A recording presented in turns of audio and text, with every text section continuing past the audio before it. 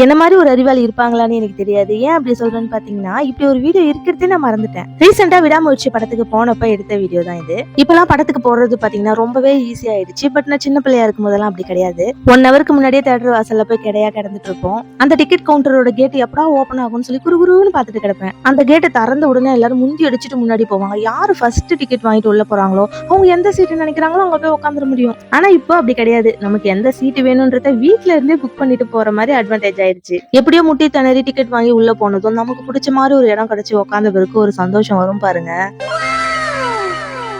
அப்படி இருக்கும். அதெல்லாம் கூட விடுங்க. ஸ்நாக்ஸ் வாங்க நம்ம போக தேவையில்ல, நம்மள தேடியே ஸ்நாக்ஸ் வரும். அட அதாங்க அந்த 4 முறுக்கு வடைலாம் சாப்பிட்டுருக்கீங்களா? என் தம்பி இருக்கான் பாருங்க, இதெல்லாம் சாப்பிட மாட்டான். எனக்கு ஐஸ்கிரீம் தான் வேணும்னு சொல்லி அடம் பிடிச்சு வாங்கி சாப்பிடுவான். பட் நான் அந்த மாதிரிலாம் அடம் பிடிக்க மாட்டேன். எங்க அப்பா அம்மா என்ன வாங்கி தராங்களோ அதை அமைதியா சாப்பிட்டு படம் பார்த்துட்டு இருக்கேன். அடங்கப்பா, இது உலக நடிப்புடா சாமி.